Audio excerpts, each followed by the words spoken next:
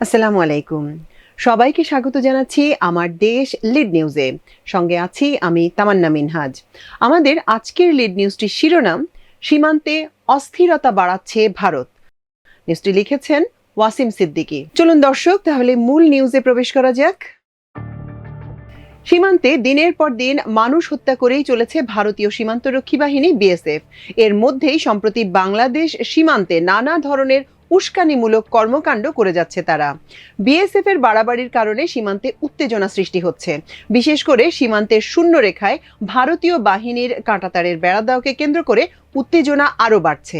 তবে ভারতের সীমান্ত আগ্রাসন রুখে দিতে তৎপর বাংলাদেশ। সীমান্ত পরিস্থিতি নিয়ে সম্প্রতি স্বরাষ্ট্র উপদেষ্টা লেফটেন্যান্ট জেনারেল অবসরপ্রাপ্ত জাহাঙ্গীর আলম চৌধুরীর সাংবাদিকদের কাছে দেয়া বক্তব্যে সেটি স্পষ্ট হয়েছে। সেই বক্তব্যে স্বরাষ্ট্র উপদেষ্টা বলেন, রক্ত ঝরলেও সীমান্ত সুরক্ষিত থাকবে।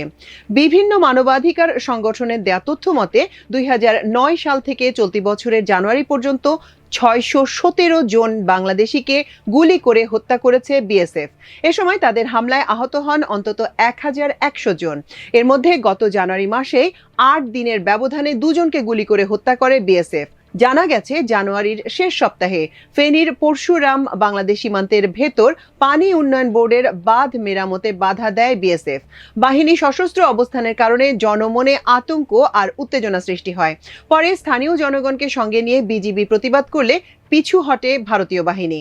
গত বর্ষায় পরশুরামের মির্জানগর ইউনিয়নের নিজ কালিকাপুর সীমান্তে শূন্যরেখায় বল্লামুখ বাঁধ কেটে দেয় বিএসএফ। উদ্ভূত পরিস্থিতিতে গত 30 জানুয়ারি ভারতের ঈশান চন্দ্রনগর ও বাংলাদেশের নিজ কালিকাপুর ক্যাম্পে বিজিবি বিএসএফ এর মধ্যে বিষয়টি সমাধানের জন্য পতাকা বৈঠক হয়। গত 6 জানুয়ারি চাঁপাইনবাবগঞ্জের শিবগঞ্জ সীমান্তে বিএসএফ অবৈধভাবে কাঁটাতারের বেড়া নির্মাণ করতে গেলে বিজিবি বাধা দেয়। পরে 8 জানুয়ারি বেড়া নির্মাণ সাময়িকভাবে বন্ধ করে তারা। 10 জানুয়ারি শিবগঞ্জের চৌকা সীমান্তে বিএসএফ আবারও কাঁটাতারের বেড়া নির্মাণ করতে গেলে উত্তেজনা শুরু হয়। সীমান্তের বাংলাদেশ ভারত দুই দিকেই গ্রামের মানুষজন জড়ো হয় সীমান্তরক্ষীদের সঙ্গে। ব্যাপক উত্তেজনা সৃষ্টি হয় তখন।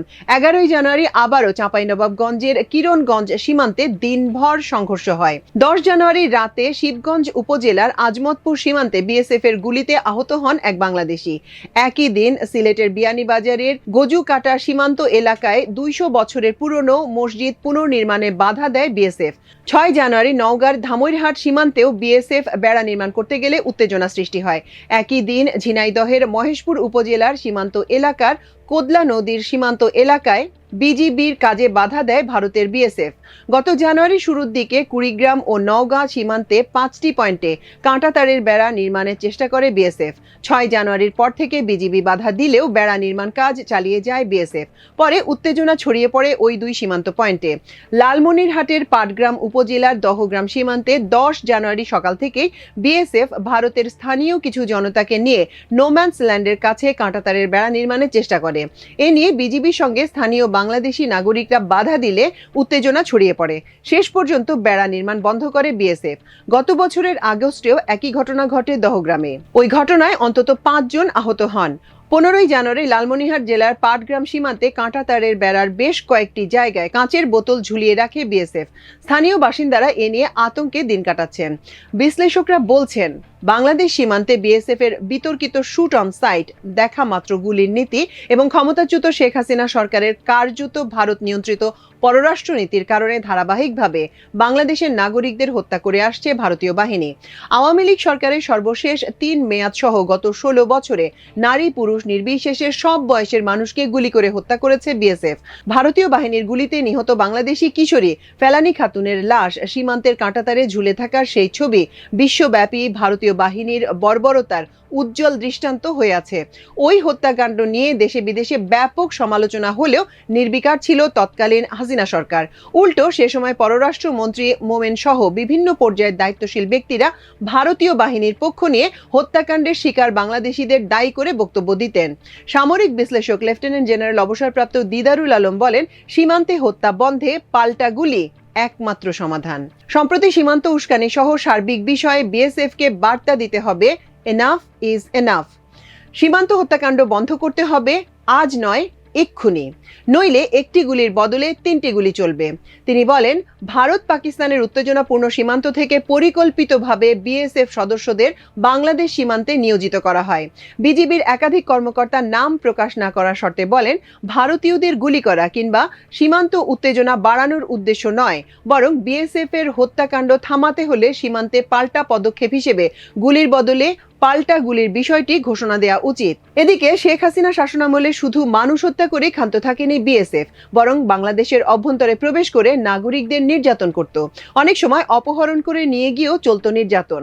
2012 সালের ডিসেম্বরে মাত্র 7 দিনের ব্যবধানে ভারতীয়রা বাংলাদেশের অভ্যন্তরে প্রবেশ করে 3 বাংলাদেশিকে অপহরণ করে নিয়ে যাওয়ার বিষয়টি জানাজানি হলে এ বিষয়ে গণমাধ্যমকে খুব বেশি এগোতে দেয়নি কার্যত ভারত নিয়ন্ত্রিত হাসিনা সরকার। মানবাধিকার সংগঠন অধিকার বলছে, সীমান্ত এলাকায় বিএসএফ এর ধর্ষণ ও লুটপাটের শিকার হয়েছে অনেক বাংলাদেশি। জানা গেছে, বাংলাদেশ সীমান্ত রক্ষী বাহিনী সাধারণত বাংলাদেশি বেসামরিক নাগরিকদের সাহায্য করে না। বিশেষ করে শেখ হাসিনা শাসনামলে বিজিবি ছিল কার্যত অসহায়। বিজিবি সূত্র বলছে, ভারতীয় বাহিনীর তরফ থেকে আশ্বাস দেয়া হলেও সীমান্তে বাংলাদেশিদের হত্যা বন্ধ করছে না দেশটি। ক্ষমতাচ্যুত স্বৈরাচার শেখ হাসিনার ভারত পলায়নের পর বিজিবি বিএসএফ মহাপরিচালক পর্যায়ের বৈঠক হতে যাচ্ছে আগামী 17 থেকে 20 ফেব্রুয়ারি। BGB উপমহাপরিচালক media colonel Shariful Islam আমার দেশকে বলেন, সম্প্রতি সীমান্ত উত্তেজনা প্রশমনে এবং সীমান্ত হত্যা বন্ধে সর্বোচ্চ জোর দেওয়া হচ্ছে। এছাড়া ভারতের দিল্লিতে অনুষ্ঠেয় সম্মেলনে সীমান্ত হত্যা শূন্যের কোঠায় নামিয়ে আনার বিষয়ে সুস্পষ্ট বার্তা দেবে বাংলাদেশ। মাওলানা ভাসানী বিজ্ঞান ও প্রযুক্তি বিশ্ববিদ্যালয়ের ক্রিমিনোলজি ও পুলিশ সায়েন্স বিভাগের চেয়ারম্যান ডক্টর ওমর ফারুক বলেন, সীমান্ত হত্যা, সাম্প্রতিক সময়ে বিএসএফ এর উস্কানিমূলক কর্মকাণ্ড নিয়ে বাংলাদেশকে জিরো টলারেন্স নীতি গ্রহণ করতে হবে। আন্তর্জাতিক আদালতে শরণাপন্ন হতে হবে। রাজনৈতিক দলগুলোকে ঐক্যবদ্ধভাবে সোচ্চার হতে হবে। রাজনৈতিক বিশ্লেষক ও আমার বাংলাদেশ পার্টির সাধারণ সম্পাদক ব্যারিস্টার আসাদুজ্জামান ফুয়াদ বলেন, বাংলাদেশ ভারত সীমান্তের আন্তর্জাতিক অংশে বিএসএফ 5 যুগ ধরে যে বাড়াবাড়ি করে চলেছে তার পুরো দায় দিল্লির। পতিত হাসিনার পলায়নের পর সম্প্রতি বিএসএফ গায়ে পড়ে ঝগড়া করতে চাইছে, কারণ হাসিনার আমলে বাংলাদেশ যে স্বাধীন রাষ্ট্র, ভারত সেটাই ভুলে গিয়েছিল। তিনি বলেন, ভারতীয় কোনো নাগরিক অবৈধভাবে ঢুকলে তাকে বিজিবি গুলি করে না, গ্রেপ্তার করে আইনের কাছে সোপর্দ করে। তাহলে বিএসএফ কেন হাজার হাজার বাংলাদেশিকে গুলি করে হত্যা করে? বিএসএফ এর দেখা মাত্র গুলি করার যে নীতি অনুসরণ করে তা বাতিল করতে হবে। প্রিয় দর্শক, আমাদের আজকে লিড নিউজ ছিল এই পর্যন্তই। আগামীকাল ইনশাল্লাহ আরেকটি লিড নিউজ নিয়ে একই সময়ে একই চ্যানেলে আপনাদের সামনে হাজির হব। সে পর্যন্ত আল্লাহ আপনাদের সবাইকে ভালো রাখুন, সুস্থ রাখুন এবং দেখুন, শুনুন, পড়ুন, মন্তব্য করুন, সাবস্ক্রাইব করুন আমার দেশ। এতক্ষণ সঙ্গে থাকার জন্য অশেষ কৃতজ্ঞতা। আল্লাহ হাফেজ।